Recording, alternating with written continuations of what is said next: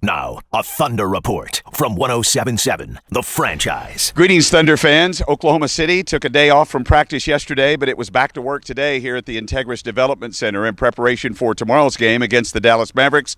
We get word from New York that Kevin Durant underwent successful bone graft surgery on the fifth metatarsal bone of his right foot. That's the long bone behind the piggy that went wee all the way home behind his pinky toe of his right foot. Durant still expected to miss from 4 to 6 months, putting him back in practice shape somewhere around late July or September. We'll follow that, of course, as more results are made available to us. On today's Thunder Report, we hear from Scott Brooks, Steven Adams, and Ennis Cantor. You had a chance to look back at that second half and really the last 6 minutes of the second quarter also against Phoenix. What stood out to you about the way that you guys played? Well, we started playing better defense and we started taking care of the basketball, and then we were hitting threes in that second half. But they had 48 points with 8 minutes to go, and I thought that was the turning point of the game. Those last 6 or 8 minutes of that second quarter gave us a chance to come back in the third and fourth. Does that give the guys some confidence in that they can turn that on when they need to, and that can be a thing they can carry over? We've been playing pretty good basketball.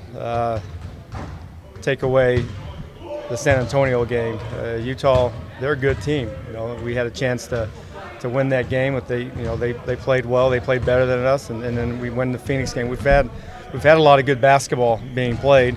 We had a couple of stretches of each game that we have to get better, and we're down some guys, and we can't afford to let those minutes go by without being productive. And the next 8 games are going to be all tough games. 6 of them are playoff games. But we focus on each game, and we're going to have to play a very good basketball game against Dallas. Have you had a chance to talk to Kevin today, and if so, how's he doing? Have not had a chance, but just got that. It was successful surgery. I'll speak to him later on today. Scotty, can you give us an update on Collison or Walker or anything like that? No update right now, other than they're just going through the rehab process of getting back on the court.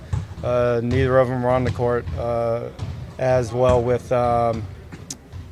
So none of those guys will play? No. And Dion Waiters, I know he had been having some trouble with that left foot. I saw him out there today. Yes, he set out practice today. He just has a little swelling or soreness, but feeling much better today. Everything's fine. Just going to have to continue to get better every day, but today and yesterday's off day and then today off day, he's going to be fine for tomorrow. What can you do about the matchup issues? Did Steven learn some things? Because you're basically playing 2 centers. I know Ennis can play some forward, but he's basically a center, and when you're playing a smaller guy, you just got to get better at that. Can you do anything about that? Those are the things that we're going to have to just keep working through. I'm going to lose my hair, but being bald is in style, so that's not going to be a problem. But you're going to have to work your way through. He's going to have a tough matchup again tomorrow.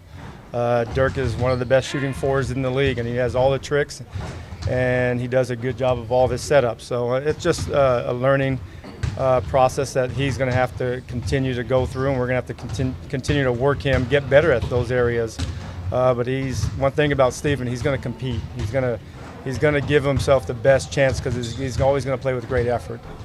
In the past with Dallas, it seems like you've had success when you've been able to cut off their transition threes, those kind of follow-up threes. How do you go about doing that with those guys? Yeah, they have a couple of guys that do a great job of attacking and kicking out for threes. Dirk is one of the best trailing threes in the league. Parsons is a great trailing three in transition.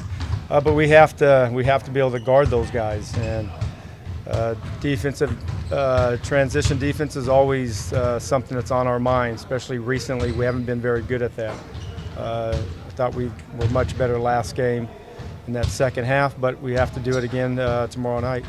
How has Kevin been over the course of the season in terms of the way he's interacted with the team, being in the position he's been? Phenomenal, great, because it's definitely not. It hasn't been easy on KD, but he has really established himself as a better leader than ever. Because when you're not playing, it's hard to stay locked in and engaged on the team. But he has done a great job of continue to communicate with our guys and help our guys along. He knows the league as well as anybody on our team. He knows the players' tendencies as well as anybody on our team, and for him, that he has to continue to relay those messages to the guys that are out there playing, because he doesn't want, he wants nothing but success for our guys, and that's what leaders do. You know, when he's not playing, he's got to continue to do that for the remaining of this season, because it's obviously his leadership is important to us. It was really nice. You know, I think we've been, playing that. We've been really trying to push it hard. You know, lost since I've been here, so I think that a couple of days of rest will be really good for us. And the schedule doesn't get any easier.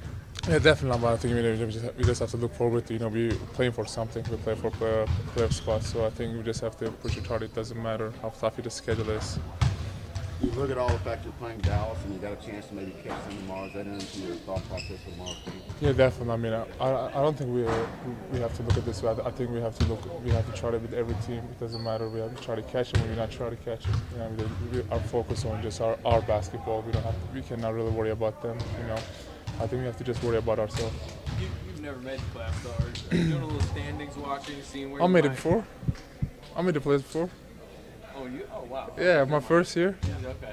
Are you doing some standings watching anyways right now then?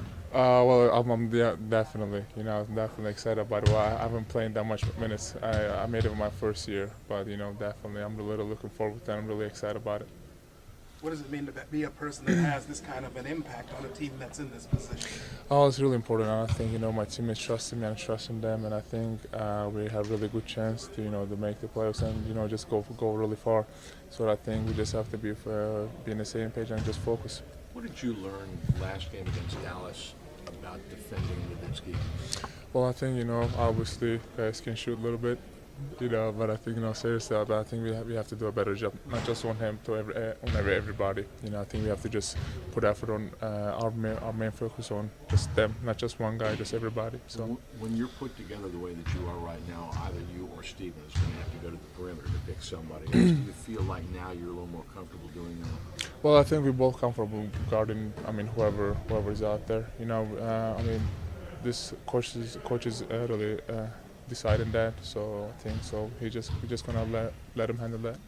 Do you have to remind yourself, because you're usually guarding guys in the post, that my guy's at the 3-point line, I gotta get out there? That's something you have to kind of keep reminding yourself. Well, I used to guard people, back in the day, perimeter, back in the day with my old team. But but now it's a new role in this team. But I just have to get used to it. Great introduction the other day in Utah. It was interesting. Was it pretty good? You guys watched it? I think it was pretty good too. Do you think you got anything like that planned for the home crowd? Home crowd? No, not really. I think it was just one and done thing. So I just did it one time and done. Do you realize that you're like the ambassador for Oklahoma City now? Why is that? Everybody loves you right now. Hey man, I love them. Seriously. Oklahoma City fans have been amazing to me since I've been here the day one. I think that they're gonna really help us and also playoffs too. I'm really looking forward to play playoffs in front of the Oklahoma City fans. So I'm really excited about it. When Cantor first got here, he said that you embraced him and were very helpful to him. What have you seen from him in his development since he first arrived here? It's just mainly getting comfortable with what we do here, really just like our systems and that's pretty much what our main focus was, all of us, not just me, just to get him comfortable with the way that we play, get him just up to date on the Thunder way, I guess, yeah. What about his personality? It seemed like you guys clicked beyond just on the basketball court. What's he like? Oh, he's a cool dude, yeah, just a nice guy. I don't know. What's Kevin Durant meant to this team in terms of being kind of a coach in a way and being of help to you guys as you got through the season, and he hasn't been able to... What does he meant? What'd you say? He's been kind of a coach to you guys in a way, helping you guys out. Yeah. How's that been with him?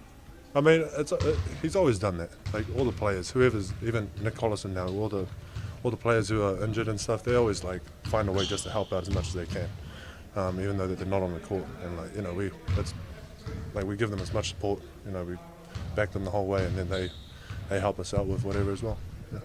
With the injuries, your defensive rotations have had to change. You look at the Dallas game and the way you played them last time. What's going to have to change for you guys to be able to guard Nowitzki successfully tomorrow night? Just put a player on him that could do a good job. Pretty much. That's pretty much it. But it's just mainly, it's not just Nowitzki. You just got to make sure that our shell is really intact and just understand the personnel. Just that's the biggest thing for Dallas. You have to understand their personnel, and that'll help us out a lot. Because then we don't have to help off of certain players like Dirk, because that's what they rely on. You to just make a mistake like that, just getting off and just hit open shot and stuff like that. So, yeah. How much do you look at the standings? Pardon? How much do you look at the standings where you guys are Personally, a lot. A lot? Yeah.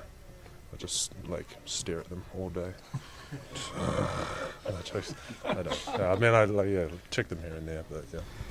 All right, that's Steven Adams after practice just a few minutes ago. And if you missed it, Dion Waiters held out of practice today with soreness, expected to play, probably start for the Thunder in tomorrow night's game against the Dallas Mavericks, a game which could see Oklahoma City inch a little closer to that 7th seed position in the Western Conference standings. We get our coverage started tomorrow live from Flint Restaurant inside the Colcourt Hotel. Join Desmond Mason, John Rohde, and me at 6 o'clock tomorrow night for Countdown to Tip-Off, powered by Homeland and Bank 7. Thanks for watching this edition of the Franchise Thunder Report. I'm David Garrett for 1077 The Franchise.